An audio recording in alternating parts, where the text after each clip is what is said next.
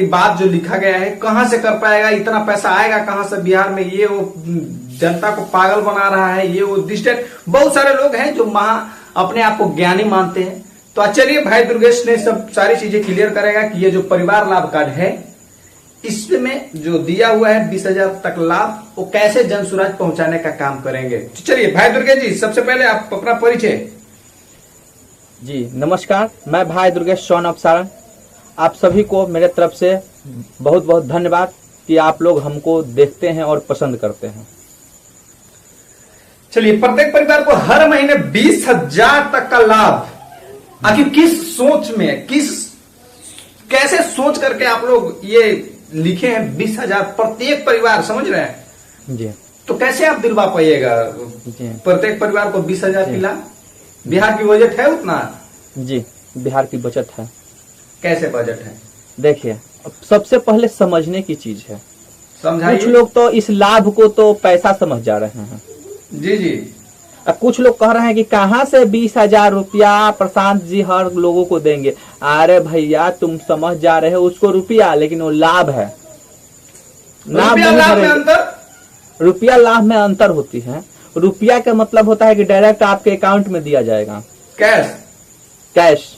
लेकिन लाभ कुछ और होती है। लाभ होती है कि उस चीज को आपको व्यवस्था कराई जाएगी, कहीं छूट दिलाया जाएगा, ये होती है। तो कैसे 20,000 छूट आप दिलवाइएगा? देखिए, पहला तो आपका है कि 12 से 15,000 का रोजगार आपकी बिहार में। 12 से 15,000 के रोजगार आपकी बिहार में ही व्यवस्था कराई जाएगी। अच्छा। तब रोजगार व्यवस्था कराया गया तो 12,000 तो यहाँ हो गया आपका। अच्छा, 12,000 तो यहाँ हो गया लाभ। तो लोग सोचेगा कि 12,000 अकाउंट में नहीं आएगा, बिना कमाए भैया पेट नहीं भरेगा। लेकिन तुम दिल्ली पंजाब में जो 12,000 कमा रहे हो, तो 12,000 में मात्र 5,000 बचता है। लेकिन गांव में जब 12,000 कमाओगे तो यहाँ पे कंफर्म है कि आपका 10,000 रुपया बचेगा, और अपने परिवार के साथ बैठ कर खाओगे। और किसी का गाली और जात नहीं सुनना पड़ेगा। और बाहर में जो लोग जो कमाता है ना, तो मरे हुए पिता का मुख नहीं देख पाता है। चलिए, 12,000 रुपया की आप लोग रोजगार देने का काम करेंगे जी, चाहे वो किसी भी सेक्टर में हो। जी, जो जैसा रहेगा उस सेक्टर में आप काम दिलवा दो। जो जिस तरह का उसको अनुभव होगा वैसा होगा। उसके बाद आपका है पेंशन, 2,000 रुपया। हाँ, 2,000 पेंशन जो है, तो आपको हम बता दें कि बिहार में जो 2,000 पेंशन, तो अभी तो 11,000 दे रही, 1100 दे रही है सरकार। 1100 दे रही है, तो हमको 2,000 देने के लिए कितना लगेगा? 900 रुपया और लगेगा। 900 रुपया और लगेगा, तो हम 2,000 कहाँ दे रहे हैं, 900 एक्स्ट्रा दे रहे हैं। हाँ, अगला कोई सोचना चाहिए कितना दे रहे हैं, हम 900 एक्स्ट्रा दे रहे हैं। यानी हमारे सरकार आर्थिक जो हमारे इनकम है ना बिहार का, उसका मात्र 6% हमको एक्स्ट्रा लग रहा है। मात्र 6%, मात्र 900 रुपया ही एक्स्ट्रा हो रहा है। तो 2,000 यहां से क्लियर हो गया आपका। उसके बाद हमारा लोन है। लोन 2,500 रुपया लोन में बच रहा है। जैसे 4% के ब्याज पे 5 लाख लोन अगर दिया जा रहा है, तो महीना का कितना बच रहा है आपका? महिलाओं का जो ब्याज है दुर्गेश जी, हाँ, जहां तक मेरा ख्याल है, जीविका दीदी जितना भी है उसको तो 2% पे ब्याज मिलता है। तो फिर 4% दिला करके आप क्या मतलब फायदा उसको पहुंचाने? जीविका दीदी जो देते हैं लोग ना, महीना का 1% है। अच्छा, इस साल में है? ये साल में 4% है। अच्छा। हाँ, तो महिला वाला जो जीविका वाला है वो तो 12% हो गया सालाना में। हाँ, साल का 12% हो गया ना, तो वहां से भी 8% आपका बच रहा है। चलिए, तो सरकार यहाँ पे अपने तरफ से 8% ना आपका ब्याज भर रही है।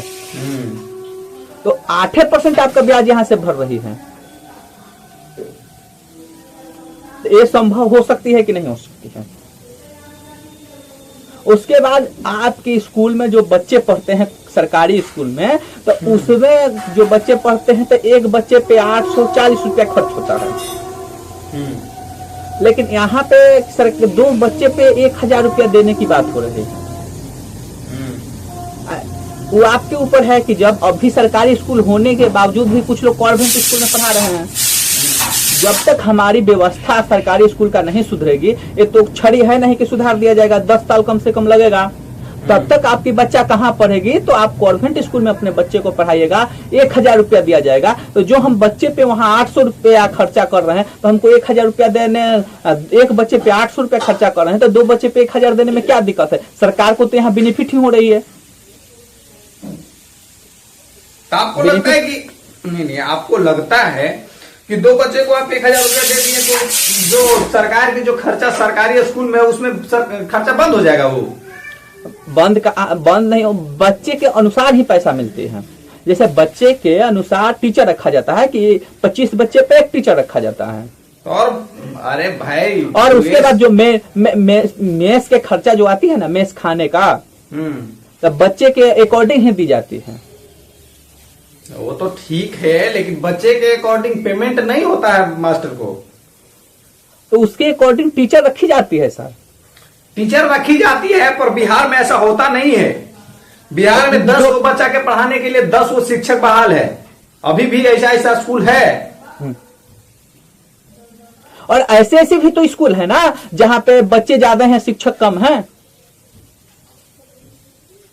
नहीं, अब बहुत कम रह गया है, टीचर की संख्या बहुत ज्यादा हो गया है। आइए हमारे ही गांव में 400 प्लस बच्चा है, वहां पे 4 टीचर हैं।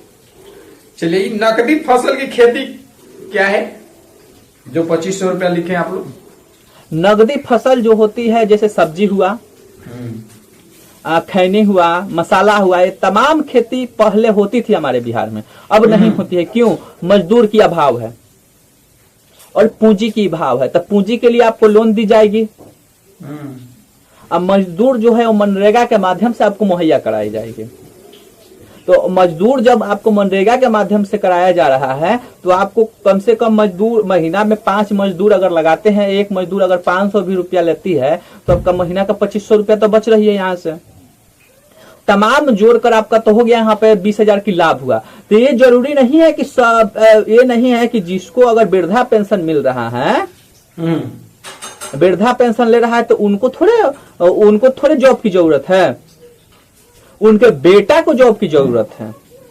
एक परिवार में होता है, एक परिवार में 2 बच्चे होते हैं, 2 बच्चे होते हैं, सास ससुर होते हैं और बीबी और पति होते हैं। तो यहाँ 5 लोगों का एक परिवार होता है, 6 लोगों का।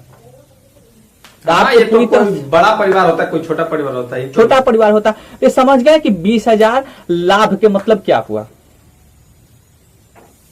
इसको केवल और केवल विपक्ष ने इसको हवाई बना चुका है कि किसी भी तरह प्रशांत किशोर जी को डैमेज कर दिया जाए। अगर हम इतना छोटा बचत नहीं दे पाते हैं, तो वो बताए ना कि कैसे वो दे सकता है भैया हर महिला को 2500 माई बहन सम्मान योजना कैसे हो सकती है?